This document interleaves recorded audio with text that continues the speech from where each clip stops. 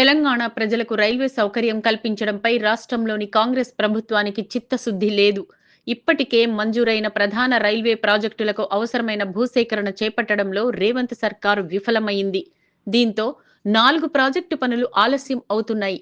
ఇందుకోసం 2343 హెక్టార్ల భూమి అవసరం కాగా, ఇప్పటి వరకు 1580 హెక్టార్లే సేకరించినట్లు రైల్వే శాఖ మంత్రి అశ్విని వైష్ణవ్ పార్లమెంట్లో వెల్లడించారు.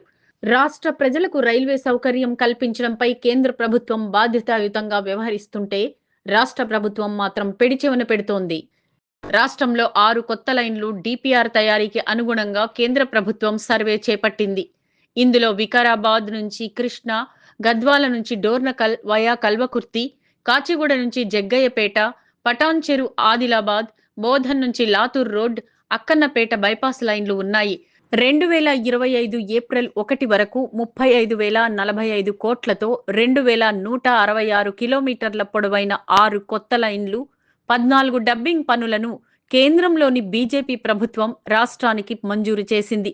ఈ ప్రాజెక్టులు తెలంగాణలోనే ప్రధాన నగరాలు, పట్టణాలు, మున్సిపాలిటీల గుండా వెళుతున్నాయి.